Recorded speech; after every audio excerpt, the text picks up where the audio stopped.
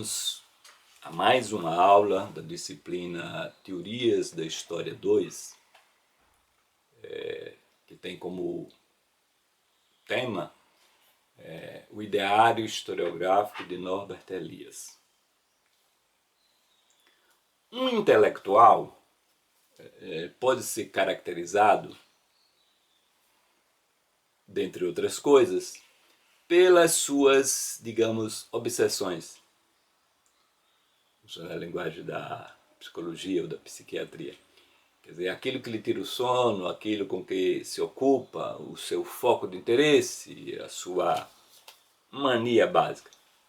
Neste sentido, nesta aula, vamos nos perguntar quais foram os focos de interesse do sociólogo e historiador Norbert Elias. O que ele buscou ao longo da sua longa vida intelectual, com que ele se ocupou. Norbert Elias, penso eu, buscou em suas investigações respostas às seguintes indagações ou perguntas. Como se dá a relação indivíduo-sociedade? Um problema de ontologia e de metodologia que tem ocupado diversos pensadores sociais, tipo aquele fenômeno o ovo e a galinha. Né? Segundo, como os fatos sociais devem ser abordados, adequadamente abordados, por uma questão de metodologia. E um terceiro problema, que conceitos devem ser utilizados para uma boa inteligência dos fenômenos sociais, uma questão, portanto, também epistemológica. Nós vamos, na aula de hoje, considerar as respostas dadas por Elias a estas indagações, as suas inquietações intelectuais. Assim sendo, esta aula tem como objetivo que, ao final dela, você, aluno, seja capaz de perfilar o ideário historiográfico de Elias quanto à sua filiação teórica, influências sofridas, conceitos-chave, método, principais teses. Para tal, utilizaremos como texto básico um artigo de 1977, portanto da sua maturidade, chamado Para a Fundamentação de uma Teoria dos Processos Sociais. Esse texto, no Brasil, foi reunido no volume 1 da coleção de Escritos e Ensaios, publicados em 2006.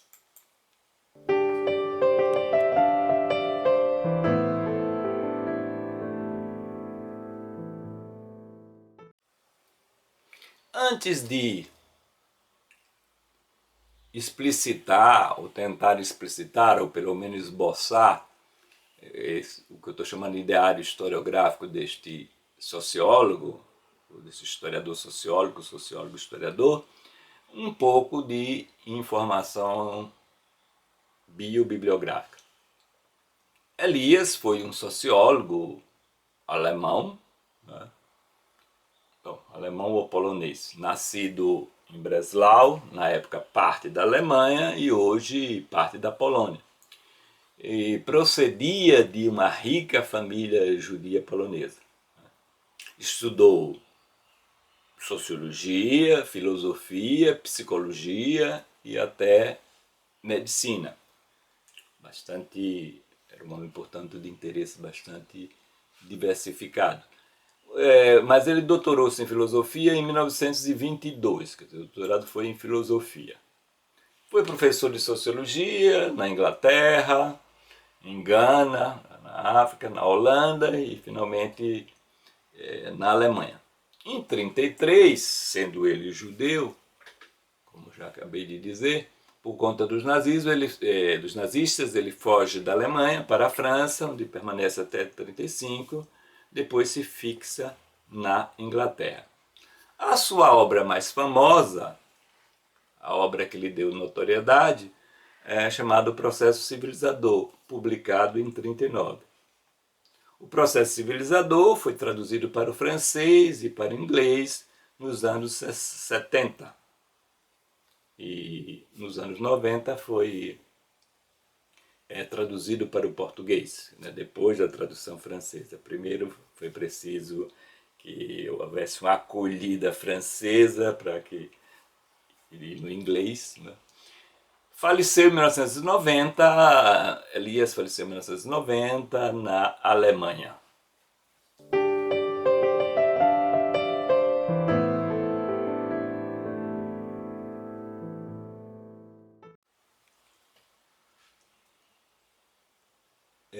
Feita dada essa notícia biográfica, vejamos agora a temática geral, digamos assim, perseguida por Norbert Elias e listemos as suas obras. Começamos pela temática geral, podemos dizer assim. Ao longo da sua vida, Elias perseguiu alguns temas, né? O principal deles, talvez, tenha sido a relação, a polêmica, a questão disputada, né, da relação entre indivíduo e sociedade, ou a interação entre esses dois. Um outro tema favorito deste autor foi a evolução dos costumes na Europa, entre o fim da Idade Média e a modernidade, né, século XIX. A autorrepressão crescente. Um terceiro foco de interesse do autor, as formas sociais, que ele chama de configurações ou os tipos de sociedade, quer dizer, uma tipologia que ele oferece. Sobre outro ângulo, Elias focalizou processos de longo prazo, direcionados, mas não planejados. Ele advogou uma sociologia que abordasse passado, presente e até se arvorasse a fazer previsões do futuro. Somente o presente para Elias, daí o seu interesse pela história, daí também as suas pesquisas, que podemos classificá-las de historiográficas. Somente para Elias, somente o presente não é suficiente para inteligir os fenômenos sociais abrangentes, ou seja, processos. Quanto às obras, né, vamos listá-las na ordem de publicação, começando, é claro, pelo Processo Civilizador, publicado em 1939, plena Segunda Guerra Mundial. Depois há um intervalo, né, e a outra obra vai sair apenas em 65, Os Estabelecidos e os Outsiders.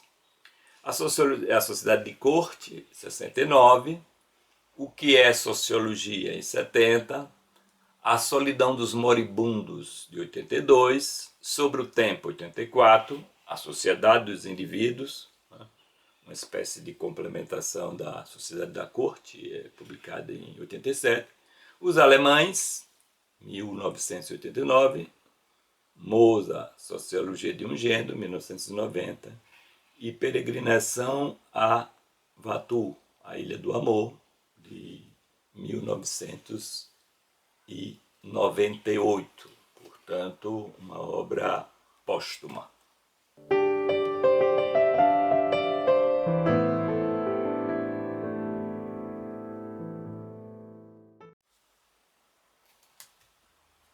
No plano das teorias sociais ou das teorias sociológicas, em que caixa podemos pôr Elias? Como classificá-lo? Nos termos dele próprio, ele se classificaria como um sociólogo processualista, né? Numa linha, claro, com as devidas diferenças, numa linha trilhada por Comte, por Marx e por Morgan. Para os adeptos de tal linhagem, o cerne do inteligir os fatos humanos é a abordagem diacrônica. Isso é quase um ponto de honra. Isto é, a abordagem adequada dos fenômenos sociais é tomar os fenômenos no seu vir a ser, na sua constituição temporal, em processo. Se eu quero estudar, por exemplo, a família contemporânea, eu, conforme esse ponto de vista, só posso estudá-la bem observando as suas transformações no tempo. Como disse, para Elias e os adeptos dessa corrente, os fenômenos sociais devem ser encarados como processos e não como estados. Voltamos àquela velha dicotomia, aquela velha diferença, aquela analogia entre cinema e fotografia. Assim sendo, valorizando essa abordagem diacrônica, o autor também pode ser visto como historicista, isto é, alguém que vê na história o cerne do conhecimento sobre o homem, o modelo máximo da inteligência dos fenômenos, para a inteligência dos fenômenos sociais. Sob esta ótica, para se saber o que é algo, deve sempre se indagar como ele se formou. Exemplo, como já disse, para entender a família de hoje, seria, sob essa perspectiva, seria preciso fazer a sua história. O autor denominou a sua abordagem, como já disse, de sociologia processual. Para entender um fato social, repito, seria preciso fazer a sua história. Para entender uma língua, por exemplo, seria fundamental a sua história e muito menos do que a sua gramática, né? Esse exemplo da língua é interessante porque durante muito tempo predominou no estudo da língua abordagens diacrônicas, né, ou históricas, né? Eu preciso chegar a Sucy para deslocar a perspectiva da língua como sistema, né, como, de certo modo, uma gramática de um determinado momento.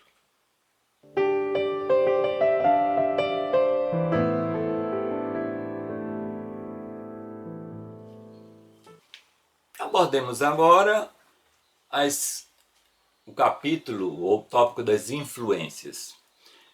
Destaco como duas influências básicas, né, algumas influências básicas sobre Elias.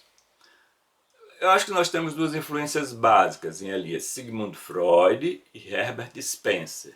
No caso de Freud, isso é muito explícito. Já no caso de Herbert Spencer, é algo mais oculto, né? Não é uma influência explicitamente assumida. Também ele foi influenciado por Karl Marx, Max Weber e Georg Simmel. Vejamos a dívida, digamos assim, do Elias com relação a Freud. A dívida de Elias para com Freud é confessa. O autor acredita num lance pouco de humildade, né, de pouca humildade, ele diz que vai além do fundador da psicanálise, né? Não se espantem com esse estoque de megalomania que é comum em todos os autores, né, a ideia de superação. Elias toma de Freud o quê?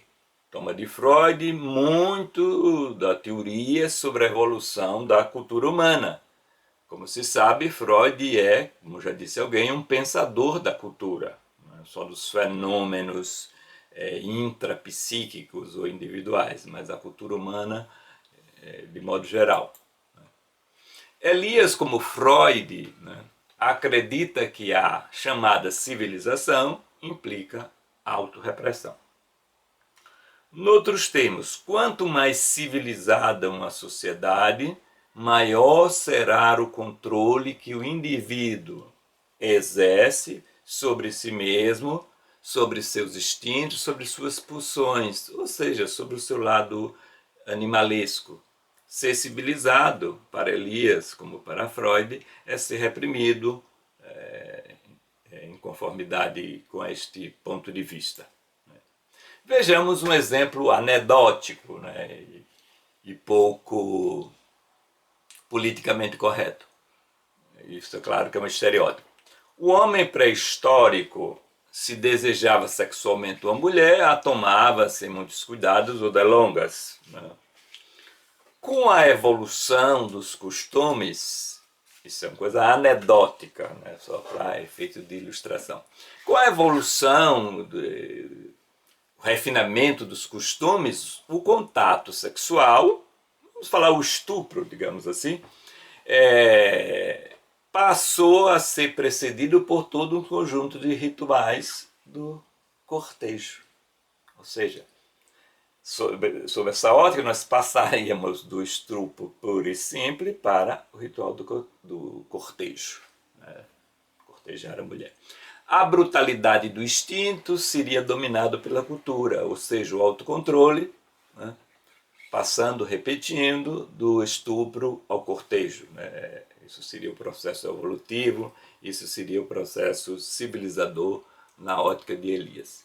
No entender de Freud, portanto, civilizar é sublimar, isto é, substituir a violência do instinto por ações socialmente aceitáveis. Freud e Elias acreditam ser este o caso das atividades artísticas, intelectuais e esportivas, né? Sublimações, no sentido de derivativos ou transmutações da brutalidade do instinto. Elias, como Freud, acredita que a civilização, como já disse, implica autorrepressão. Quanto mais civilizada uma sociedade, maior seria o controle que o indivíduo exerce sobre si mesmo, sobre os seus instintos, suas pulsões. Ser civilizado, nessa perspectiva freudiana, seria sinônimo de ser reprimido, né, no plano da parte instintual. Né? Já poderíamos dizer muito mais sobre essa influência, mas não é esse o escopo. Já Herbert Spencer, de que modo influencia Elias? A nosso ver, como eu já disse, essa influência não é muito tematizada ou assumida, mas estou convencido que ele deve muito a Herbert Spencer. Ela é evidente, a influência do Spencer, um sociólogo muito importante do século XIX, que foi aparentemente enterrado pela sociologia do século XX, né? Cada época enterra um conjunto de autores e ressuscita outro.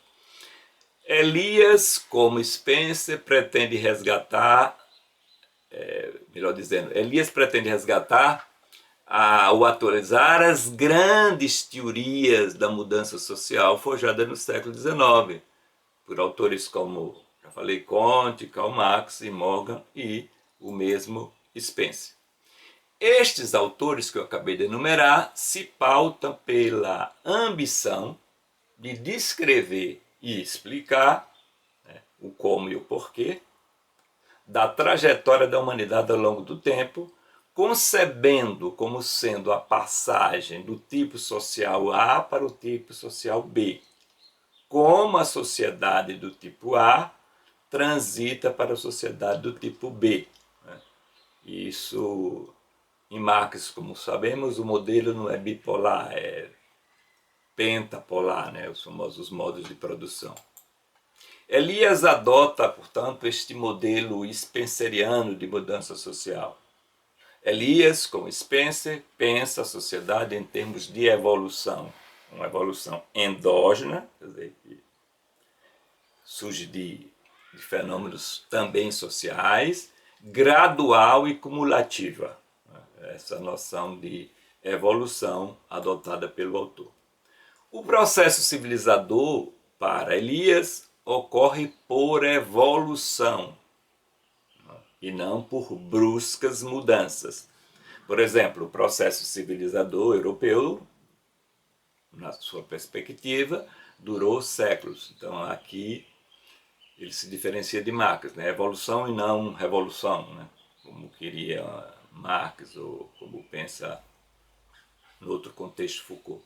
Para Elias, o processo civilizador europeu é obra de séculos, é lento, ocorre sem avanços bruscos, é um processo, diríamos, de longa duração. É uma paisagem que muda muito lentamente.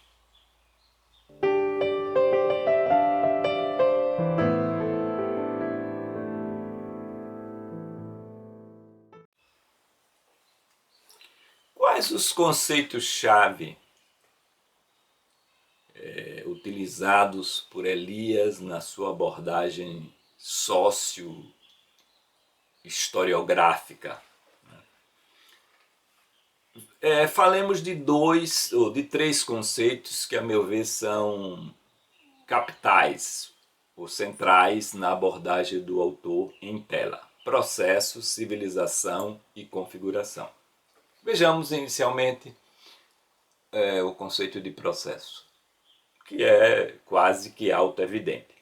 A noção de processo implica vir a ser, mudança, constituição no tempo. Processo é mudança, é transformação, é dinamismo, opondo-se à noção de estado. A visão processual se opõe, né? O próprio Comte estabelecia dois tipos de sociologia, né? Uma sociologia estática e uma sociologia dinâmica, né? Essa querela entre processos e estados é uma querela, uma questão disputada ainda hoje nas ciências sociais, né? Aqueles que enfatizam o processo, portanto a mudança, né? Veremos no decorrer da aula a crítica feita por Elias a abordagens funcionalistas ou estruturalistas que se afastam dessa noção, desse conceito de processo. Uma forte tendência sociológica abordou a sociedade do ponto de vista... Essa abordagem de Elias se opõe a essa tendência que abordou a sociedade do ponto de vista estático sistêmico, no caso do funcionalismo, do estruturalismo. Essas correntes focam a sociedade enfatizando o estável, né, em detrimento do dinâmico, ou, para usar a linguagem da física, a estática em detrimento da dinâmica. Os pais da sociologia, Augusto Comte, por exemplo, como já disse, advogava que se reunisse as duas abordagens, sociologia estática e sociologia dinâmica. Marx é um outro teórico que, na sua abordagem, a meu juízo, combina essas duas perspectivas.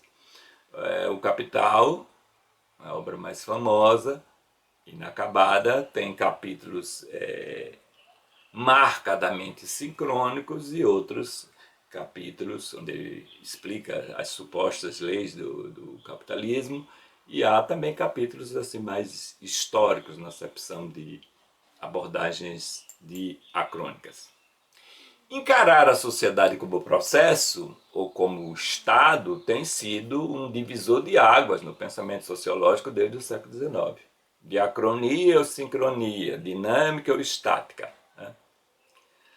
Como exemplo, para deixar mais terrestre essa coisa, vamos pensar um estudo sobre a dança do São Gonçalo, no povoado Mussuca, em Laranjeiras, um bairro rural em Sergipe, eminentemente formado predominantemente por afrodescendentes, né, etc.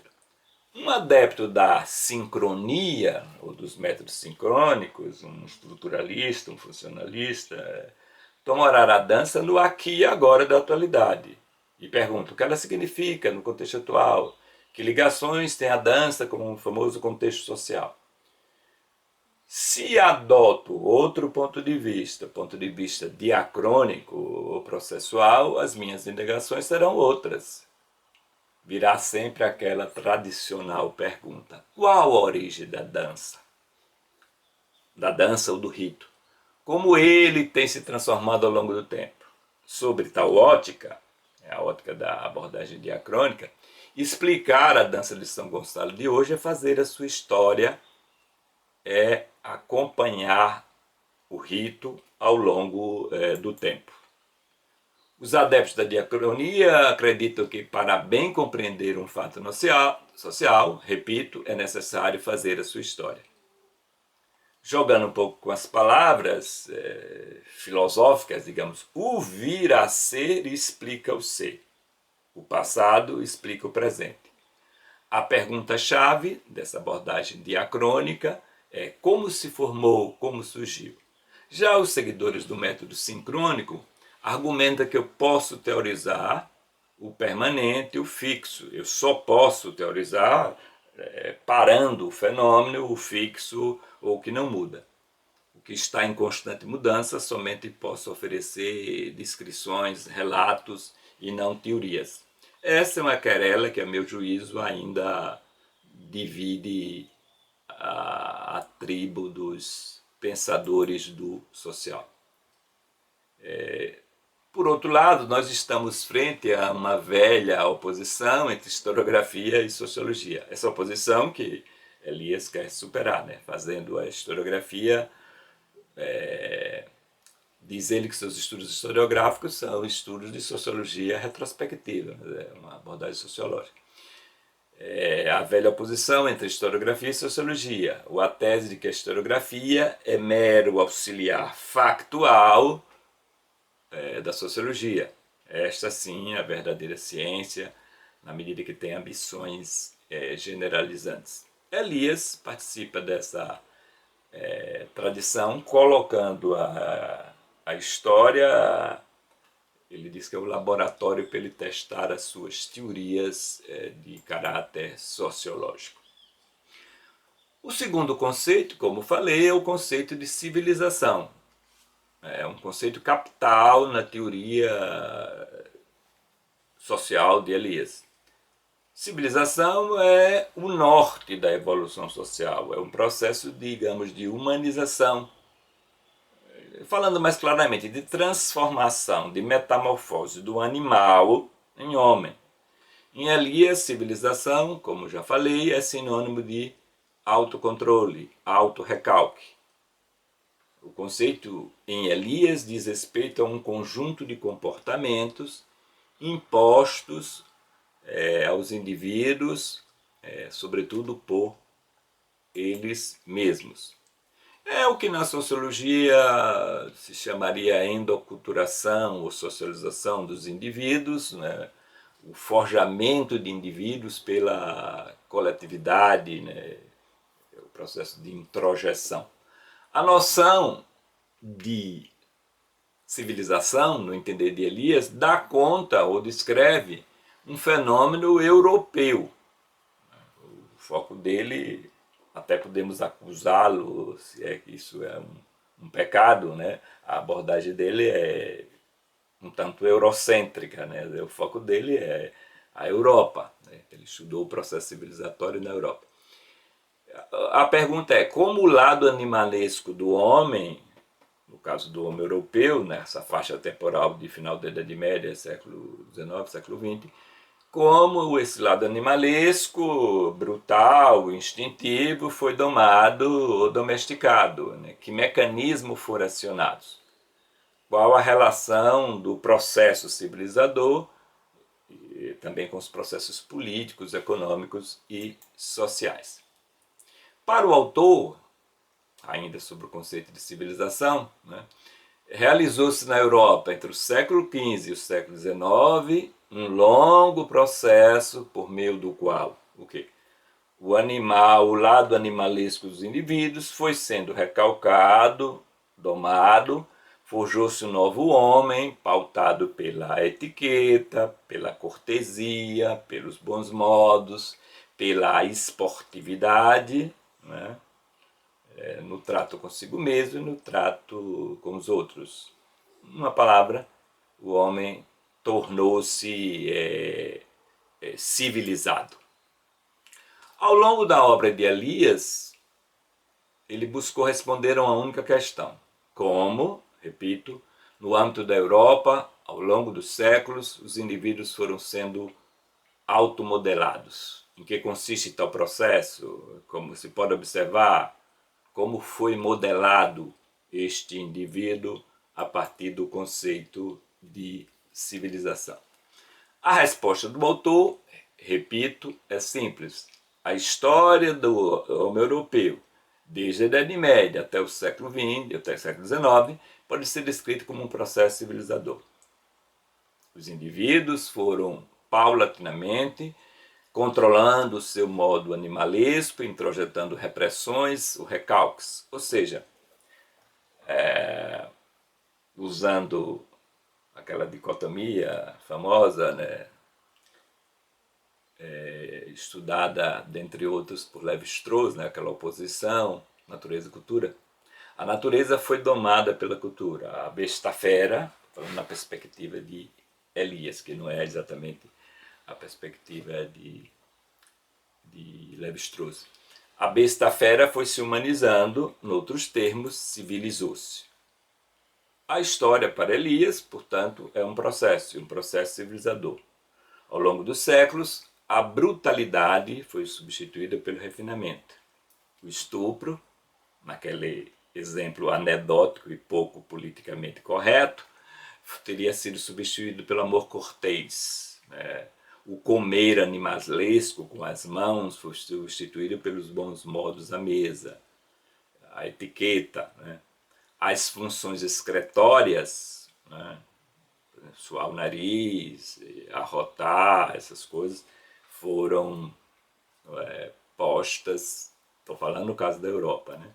Foram postas como fenômenos que devem ser reservados e praticados na intimidade. A propósito, né, como vocês considerariam alguém que hoje em dia arrota, escarra ou emite ventosidades em público? A gente considera um exemplo máximo de incivilidade. Conforme Elias, houve tempo em que fazer tais coisas, e até em outras culturas, o arrotar, por exemplo, fazer tais coisas diante dos outros é normal e aceito. Hoje em dia, viríamos, dando razão ao que parece a Elias, hoje em dia nós vemos esses atos como indícios de incivilidade ou de animalidade. O terceiro conceito do elenco é um conceito de configuração, que talvez seja a tentativa mais engenhosa do Norberto Elias, porque visa resolver aquela querela eterna, aquela questão disputada da relação indivíduo e sociedade.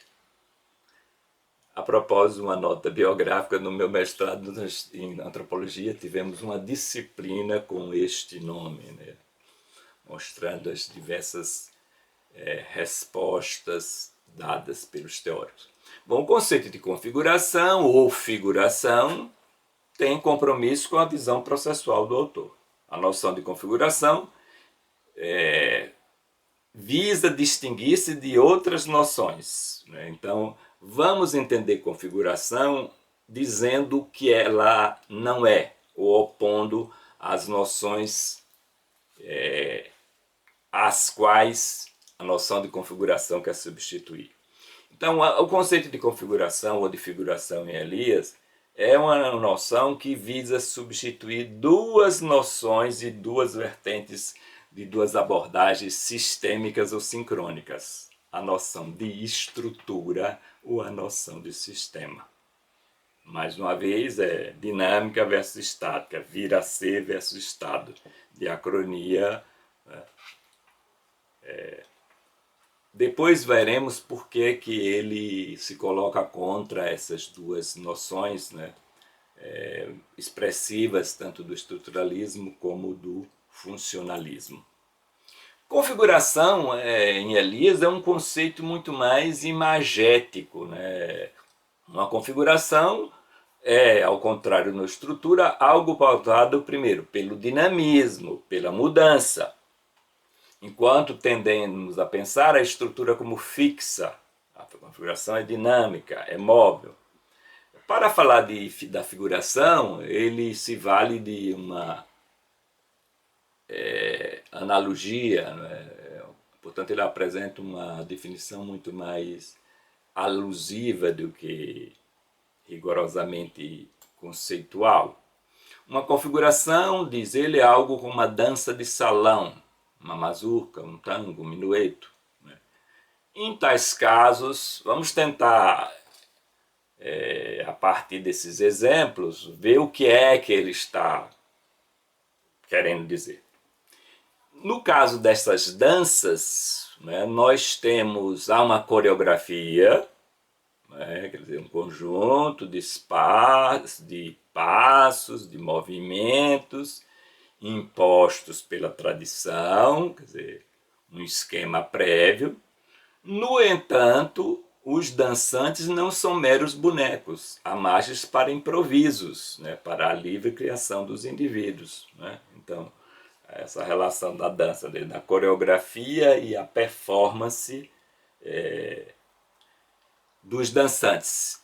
A coreografia, essa parte imposta, digamos assim, ou proposta aos indivíduos, ela se realiza é claro que é pelos dançantes, mas não de modo automático ou mecânico. Em suma, Elias, com esse conceito, além do dinamismo que ele quer ressaltar, próprio dos fenômenos sociais, ele quer destacar a margem de liberdade existente para os executantes. Para Elias, a partir desse conceito de configuração, não há de um lado a coreografia, isto é, a sociedade, e do outro os dançantes, isto é, os indivíduos. O conceito de configuração procura dar conta desta combinação, né?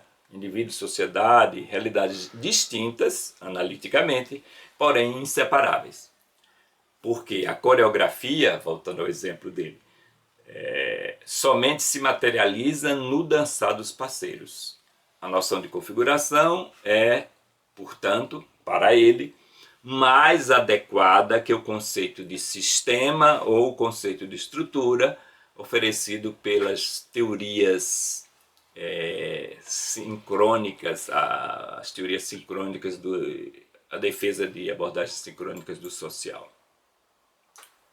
A estrutura, como disse, apresentar a noção de configuração, fazendo exatamente esse confronto. Cada conceito num autor geralmente é uma peça de uma briga epistemológica. Né? Um conceito é apresentado quase sempre para se opor a um outro conceito da abordagem concorrente. Então, confrontando, do ponto de vista de Elias, a configuração ou figuração com a estrutura, teríamos assim: a estrutura seria imóvel, enquanto a configuração é dinâmica. A estrutura tende, pense por exemplo a noção de modo de produção, a estrutura, por exemplo, dissolve, aspas, os indivíduos, e a noção de configuração levaria em conta o feitio performático relativamente livre dos indivíduos. Uma outra tendência é que a estrutura seria de algum modo atemporal, né? Enquanto que a configuração é nitidamente histórica, portanto temporária, portanto sujeita a mudança. Notem que o tema geral do autor, a sua mania básica, é de natureza sociológica, né? Tendo em vista o que eu falei sobre esses três conceitos, né?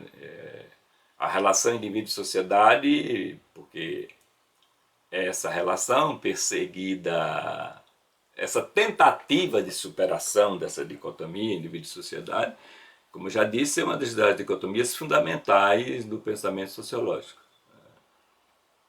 Questões de ontologia, de metodologia, giram em torno desta famosa distinção.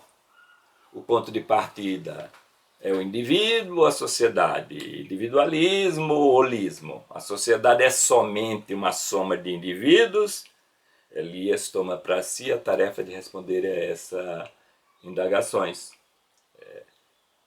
E partindo dessa questão, ele vai usar o caso europeu como laboratório de estudo. Sobre isso, o autor declarou, né, sobre a relação da sociologia com a história. A história é meu laboratório e utilizo os estudos históricos para esclarecer certos problemas humanos universais, fecho aspas. Pela sua ambição universalista, problemas humanos universais, ele diz, está falando aqui problemas sociológicos, né, que seriam universais. Pela sua ambição universalista, o autor foi um sociólogo que se valeu da história, de algum modo se aproximando de Comte ou de Spencer.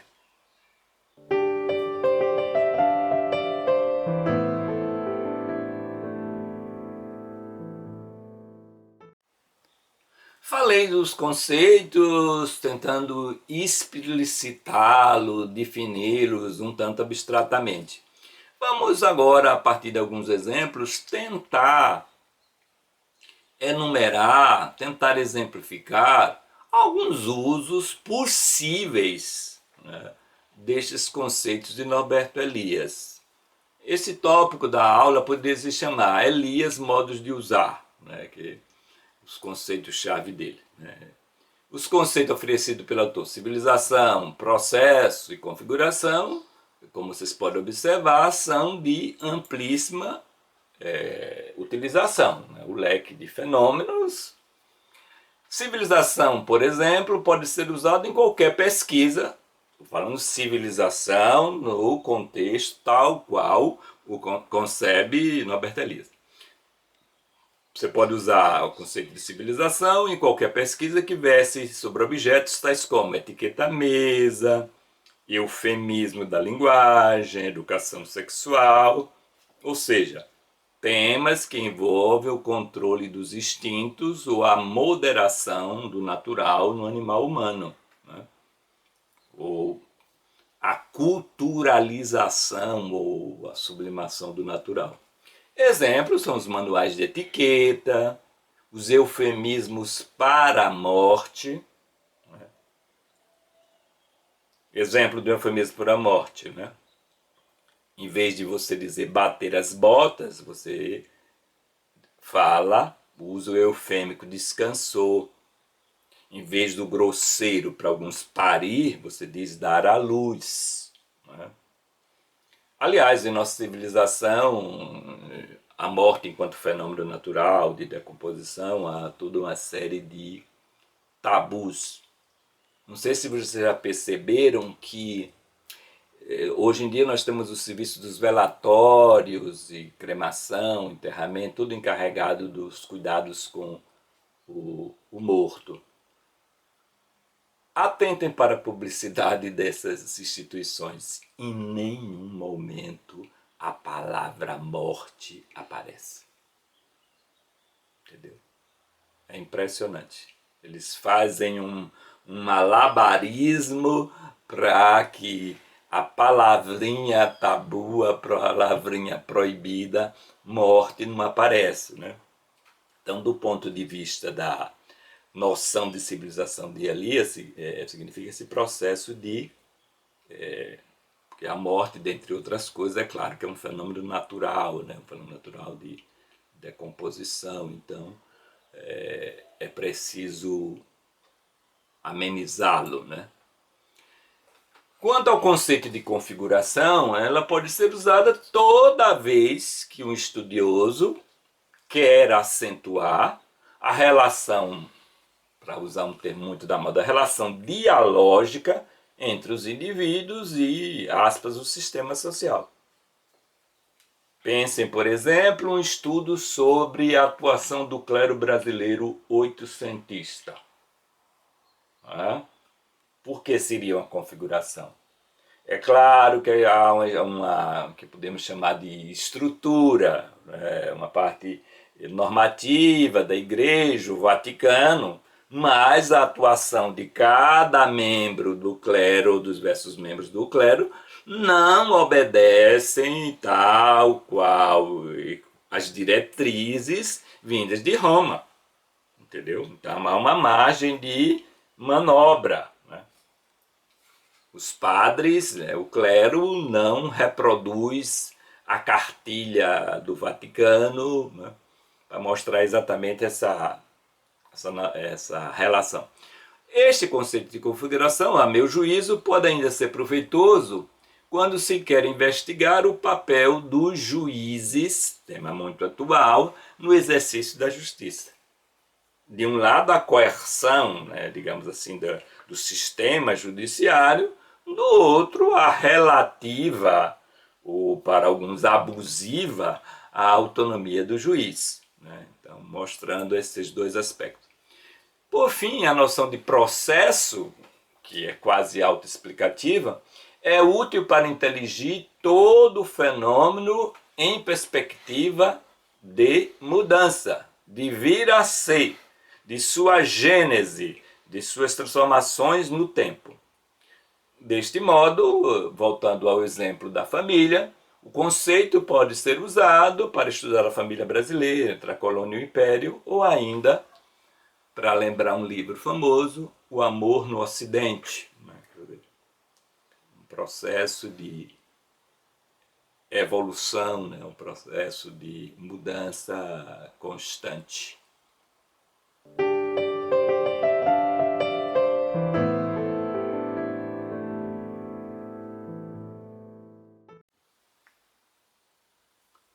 Quanto ao método, como podemos caracterizar Norberto Elias?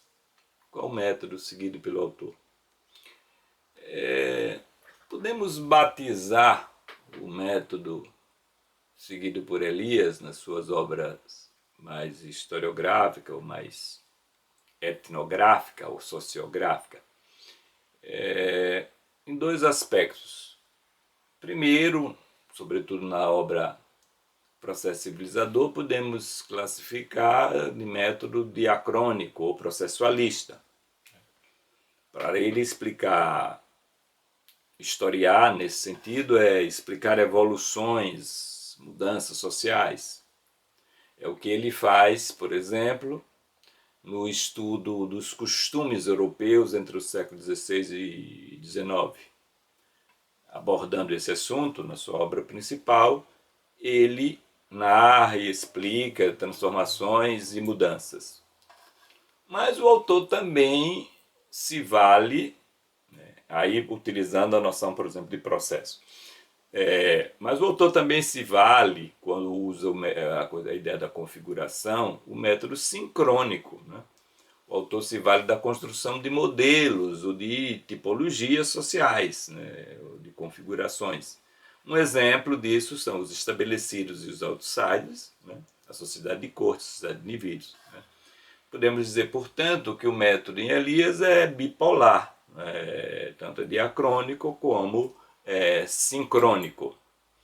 No plano diacrônico, como já disse, temos a obra O Processo Civilizador, e no plano sincrônico, ou etnográfico, ou sociográfico, temos as obras mais sociológicas, como eu já disse.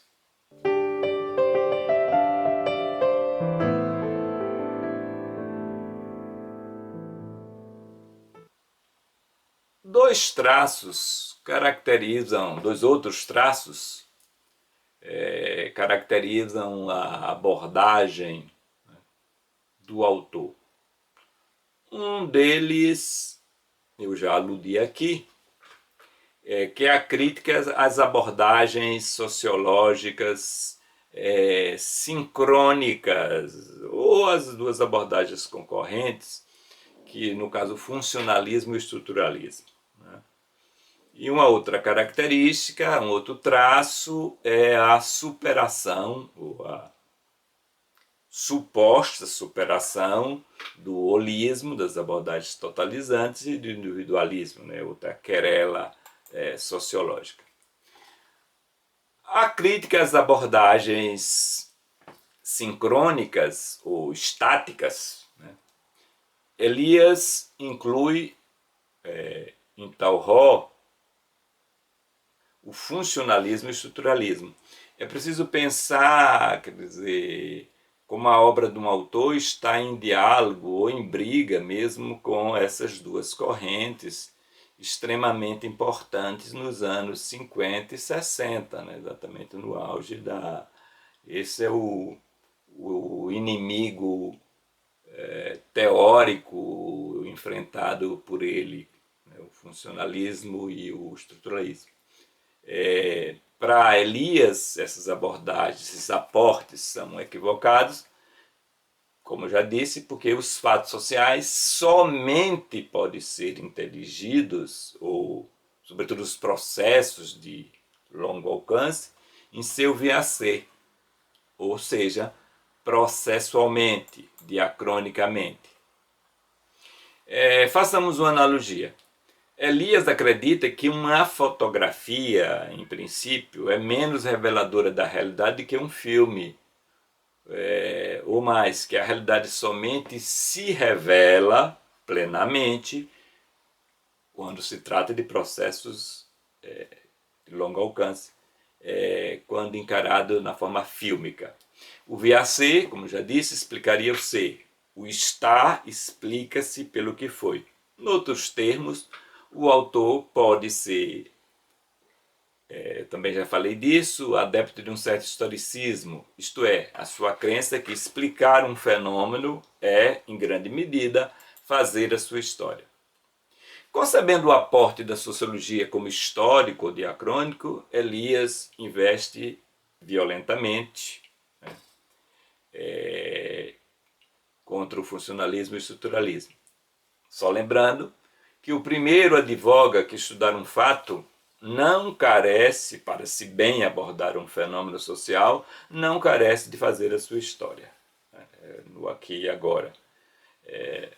Fundamental para essas abordagens é inteligir o sistema, né, no aqui e agora, abstraindo como ele se formou ou veio a ser, em outros termos, a sua história. Essa é uma querela, vocês talvez tenham notícia dessa querela nos anos 50 e 60, entre os estruturalistas antropológicos como Lévi-Strauss e Sartre, né? Um debate estrutura o processo, né? Ser ou devir. Né? Para um funcionalista, né, entender a família brasileira, voltando a um exemplo já evocado, a família brasileira atual, eu não careço de fazer a sua história, o seu processo de gênero e transformação. Eu abordo a família aqui e agora, o aqui e agora me basta.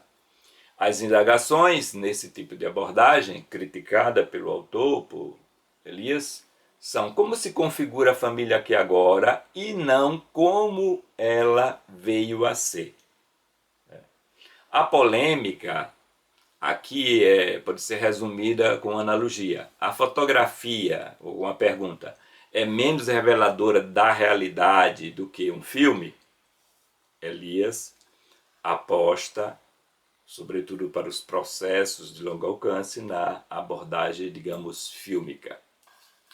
Elias também tem a ambição, como já disse, de superar a velha dicotomia,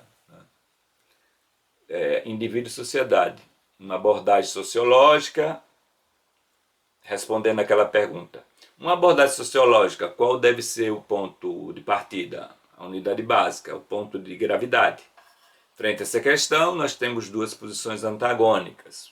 De um lado, temos os holistas, ou totalizantes, como Marx, Comte e Durkheim, acreditando que o sociólogo deve sempre tomar como base os grupos, as unidades maiores, as totalidades. Né? E do outro, nós temos individualistas, né? Como Max Weber, né? Que defende o indivíduo como sendo o átomo básico, digamos assim, do qual deve se partir.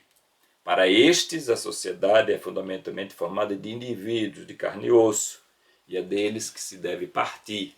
Indivíduos em interação, é claro, mas indivíduos de qualquer modo. Frente a esse dilema, esta querela, Elias acredita ter encontrado uma solução, digamos, conciliatória, que equaciona o problema. A sua solução, a solução que ele diz apresentar, está no conceito de configuração. E o que é configuração? É uma totalidade social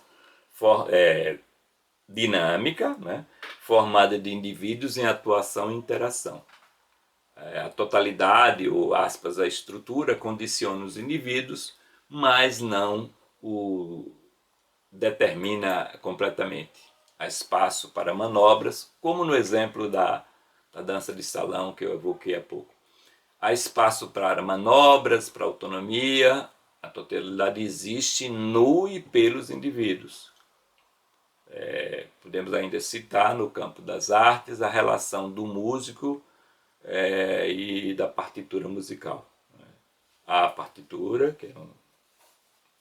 que se impõe, né? Mas a partitura orienta o executor. Né? Nada impede que o musicista interprete e tenha uma certa margem de autonomia, né? Diante daquela partitura. É o que normalmente eu acho que se chama arranjo. Né? Para fugir ele pode dar um arranjo pessoal.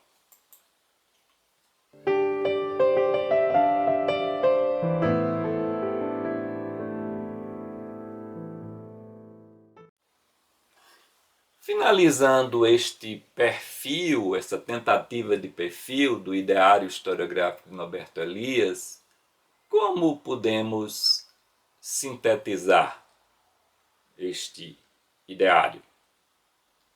Podemos sintetizar em algumas sentenças, né, alguns juízos. Primeiro, a abordagem dos fatos sociais deve ser, todo o processo social de longo alcance, processual, né,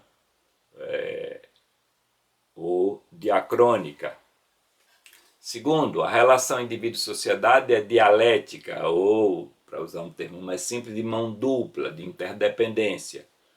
Assim, acredita ele que fica superada a dicotomia holismo-individualismo, abordagens centradas no indivíduo e abordagens centradas nos grupos. Terceiro, a historiografia é subordinada à sociologia, pois é esta última que teoriza e que conceitua. Quinto aspecto, a história da Europa, desde os finais da Idade Média até agora, é marcada ou foi marcada pela crescente civilização, isto é, uma crescente repressão dos instintos. Último aspecto, o processo civilizador consiste na gradual repressão dos instintos, ou seja, civilizar é sublimar. Eis, em largas pinceladas, um retrato ou um esboço de retrato do ideário historiográfico de Norberto Elias. Ficamos por aqui. Até a próxima.